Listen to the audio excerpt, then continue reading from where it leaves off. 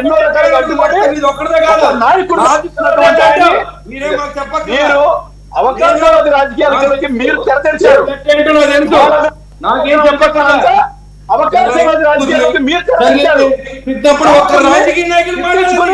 తిరిగి వాళ్ళ కాళ్ళు పట్టుకునే పరిస్థితి మీరు తీసుకొచ్చి ఇవాళ మీరు మాట్లాడుతుంటే ఆనందంగా ఉంది. మీకు అవకాశం కోసం మీరు దగ్గరికి వెళ్ళారు. బాధగా అనిపిస్తుంది. మీరు తెలుగుదేశం పార్టీ దగ్గరికి వెళ్ళినందుకు బాధగా అనిపిస్తుంది. ఎందుకంటే నేను 10వ తరగతి చదువుతున్న సమయంలోనే మా కుటుంబం మీద ఎన్నో కేసులు పెట్టారు. నా మీద ఎంతమంది మీద దాడి చేశారు. మా నాన్నగారు ఉద్యోగం చేస్తుంటే తీసుకెళ్లి కేసులు పెట్టారు. ఏందన్నగారు మీరు చెప్తారు రాజకీయం ఏదో నిన్న మొన్న వచ్చి నేర్చుకోలేదు. రాజకీయం గురించి దానికన్నా ముందే ఎన్నో బాధలు అనుభవించినటువంటి ఆ కుటుంబం నుంచి వచ్చాను నేను.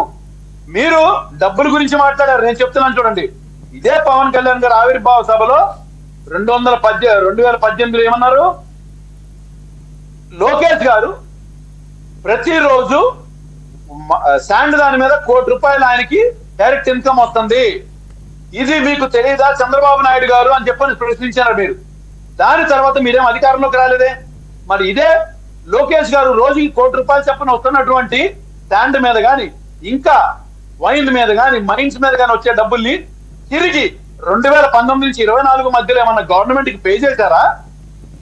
పే చేసినందుకు అతనిలో ఒక చిత్తశుద్ధిని చూసి మీరు అతనితో తెలుగుదేశం పార్టీతో పొత్తు కలుపుకున్నారా? ఏమీ లేదు. సంపాదించిన డబ్బులన్నీ కూడా వాళ్ళు దగ్గర. ఆ విషయం నేను మాట్లాడలా. కూటమిలో ఉన్నటువంటి మీరే మాట్లాడారు. ఇవన్నీ మేము మాట్లాడినటువంటి కాదు. పులివెందల్లో ఇవాళ మీరు అంటే నామినేషన్ వేశారు. నామినేషన్ వేసిన దానికి మేము బాధపడుతున్నాం. మేము ఎక్కడా బాధపడలేదు. నామినేషన్ వేయొచ్చు. కానీ ఏ విలేజ్ లో అయితే జరగాల్సినటువంటి ఓటింగ్ ప్యాటర్న్ తీసుకెళ్లి పక్క విలేజ్ లో పెట్టి అక్కడ దొంగ ఓట్లు వేయించారంటారు. మీరు అంటున్నారు కదండి కిందటిసారి 2019లో 2020లో పూర్తిగా అన్ని చోట్ల యునానిమస్ జరిగిందని చెప్పని. రాజ్యాంగబద్ధంగా అవకాశం ఉన్న చోట యునానిమస్ జరిగిన చోట చేశారు. కానీ భయపెట్టి చేస్తే మీరు కేసులు పెట్టుకోండి. ఎలక్షన్ కమిషన్ తో కేసులు పెట్టుకోండి. ముఖ్యమైన విషయం ఎస్పెషల్లీ జోష్నా గారు కాన్ టెలింగ్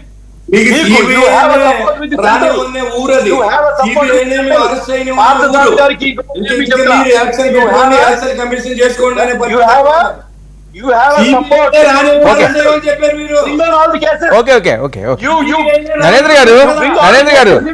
నరేంద్ర గారు ఓకే. ఇప్పుడు జగన్ మీరు వాస్తవాన్ని బయట తీసుకొచ్చారు. నరేంద్ర గారు ఒక్క నిమిషం.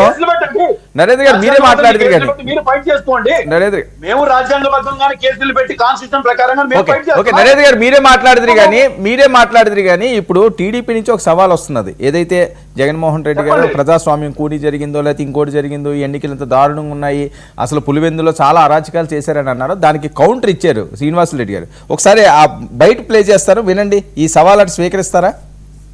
నియోజకవర్గం అంతా కూడా అసెంబ్లీ నియోజకవర్గం అంతా కూడా రీపోల్ పోదాం. మీకు మద్దతు అంటున్నారు కదా, మీకు మద్దతు ఉంటే ఎన్నిక రీపోల్కి పోండి, రాజీనామా పెట్టండి. ఎట్లా అసెంబ్లీకి పోవడంలే ఈ ఎమ్మెల్యే గారు, రాజీనామా పెట్టమని చెప్పండి. పులివెందుల నియోజకవర్గానికి ఉప ఎన్నిక చేద్దాం. కేంద్ర బలగాల ఆధీనంలోని ఎన్నిక జరుపుదాం. మీరు గెలుస్తారా మేము గెలుస్తారా తెలుసుకుందాం. పులివెందుల ఇదండి కేంద్ర బలగాలని రప్పిస్తారట. జడ్పీటీసీకే ఉంది, డైరెక్ట్గా ఎమ్మెల్యేకి వెళ్దాం అంటున్నారు. సార్ రప్పించండి. కాన్స్టిట్యూషన్ ప్రకారంగా రాజ్యాంగబద్ధంగా డెమోక్రసీ ఏదైతే ఉందో, ఓటు హక్కు ఏదైతే ఉందో అది ప్రజలు వినియోగించుకునే పద్ధతిలో చేసుకోమని చెప్తున్నాము.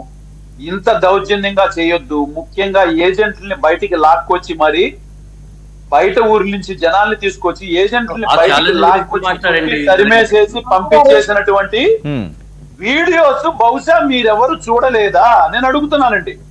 నేను అడుగుతున్నది ఏంటంటే వీడియోస్ మీరెవరు చూడలేదా? ఓకే నేనైతే చూశాను. ఓకే ఆ ఛానల్స్ మావి కావు.